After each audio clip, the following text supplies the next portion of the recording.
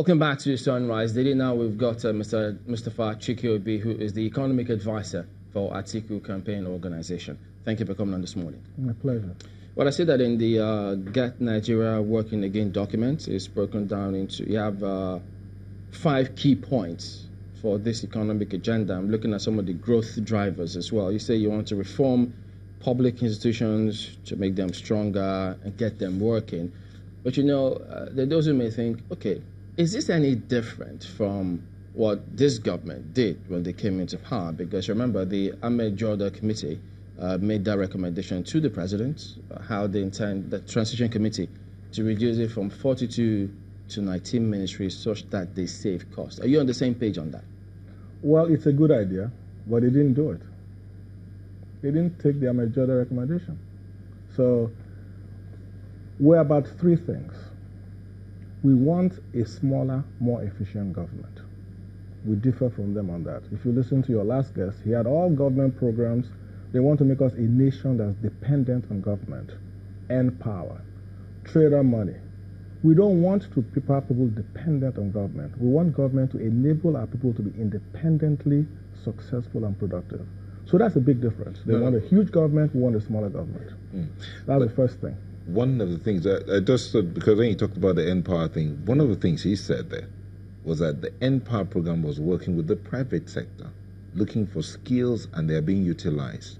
And many have been brought into it. And you didn't hear that bit? What he said and what they're doing are 2 different things. They are paying people 40,000 naira a month to do nothing. And they don't want to pay people who are doing things 30,000 minimum wage. It's a big dichotomy. The way to get people to work is to have the private sector create jobs. If the private sector creates jobs, you don't need NPower. So, again, what they say and what they do are 2 different things. They want a dependent populace, a populace that's dependent on the government, huge government programs, huge entitlement programs. We want a leaner, more efficient government and enabling people and the private sector to create jobs for the people. So it's a big difference. But the minimum wage matter, it includes the PDP as well. It's not just the APC that has to deal with the minimum wage. But then the policy also speaks about that. We need to raise this, restructure in 6 months. What part of the Constitution is it going to rely on to do that? Okay. Restructuring is a big word. What we will do immediately is to devolve as much power as possible to the states. That doesn't require that much constitutional amendment. The things that require constitutional amendment, we know what they are. We will go through the process. But if the federal government is willing to devolve powers and monies to the state government, it can do that in 6 months. So we'll devolve as much as we can, and then we'll pursue constitutional amendments for the things that we cannot do without the amendment. I'm just wondering, what is it that you're going to do? Because I imagine that this is to get the economy, as you say, working again. What parts would you do that you will not require the National Assembly? I'll give you an example. Agriculture. Agriculture. What's the purpose of a huge federal Ministry of Agriculture? We can devolve agriculture to the states tomorrow. But the states have agriculture departments as well. Yeah, it's a matter of giving them the funding. It's a matter of saying the things that the federal government is doing in agriculture. For example, we can let the states do it and give them the funding to do it. You're still talking about handing down to the states again, which you complain that is happening already. We must devolve to the states. We must. And I hear the complaints that the states haven't been any better.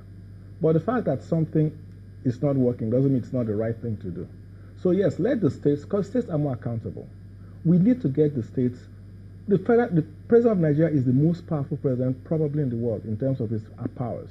Let's have the state governors a little bit more powerful, because we can, you see, if you look at the state level, we have different parties. Because the governors are held more accountable by their constituencies than the federal government is. We only have one president.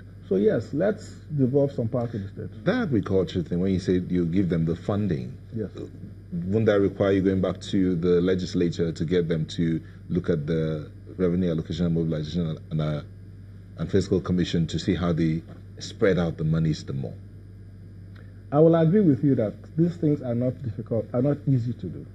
But if you have the political will to do it and the vision, we know where we want to end up. We want to end up with a leaner government. We want to end up with a more responsible state government. We want to give them more resources. prisons, for example, prisons should not be a federal government monopoly. So prisons can be devolved. Airports can be devolved. Okay, so many things can be devolved. That question Chamberlain asked earlier about going back to the legislature. What is it that you would do without having to go back to the... What's the guarantee that the legislature will work with you to get that? No, the things actually can be done without the legislature, but there are things that have to be done with legislature. And Agriculture. those ones, agriculture doesn't have to be. Land use has to be. But saying that we, federal government, will not be involved in giving fertilizers, for example, we would devolve that to the state. That can be done by fiat tomorrow. I'm just wondering, why weren't these things done in 2005 when they had the National Political Reform Conference? He was vice president at the time. He didn't suggest these things, did he? Let me say that I wasn't here in 2005, but people evolve. The fact that he didn't do something in 2005 doesn't mean that in the last 13 years, he hasn't spent 13 years thinking about how to make things better, and that he has evolved in his thinking. But again, we will stay with the bracket. We will have a smaller, leaner federal government that's more efficient, and we'll have state governments that are more responsive to their people. That's the key plan to our agenda. You also talk about reducing corporate tax. Yes. What is the thinking behind this? Let me tell you the thinking behind it. There's two things about tax. There's something called effective tax, and there's something called the actual nominal tax. The effective tax rate in Nigeria for rich people is very low. The reason why it's low is because people have gardeners and policemen and drivers, and all of those things are seen as benefits. So they're not taxed. So if you can actually reform the tax code where you increase the effective tax rate and reduce the nominal tax rate. So 30% is very high worldwide. We can reduce that to 20%. We can create capital gains tax and make it very low, like zero. Right now we merge corporate gain tax and capital and corporate tax at the same thing. The point is to make tax more efficient, more collectible, more identifiable, and more growth driven. And so it's a tax reform which we can spend a couple of hours talking about. But again, the objective, I want to stick with the objective, is to make government leaner and more efficient. Because I listened to some tax experts, and in some of their submissions, they just thought that it's not something you do, though I say you pick just one item, corporate tax, you reduce that and think it will have that effect. They think that there has to be a system approach to it. Because, for instance, they talk about the minimum tax, that companies pay tax on capital, they pay tax on assets, individuals do the similar thing.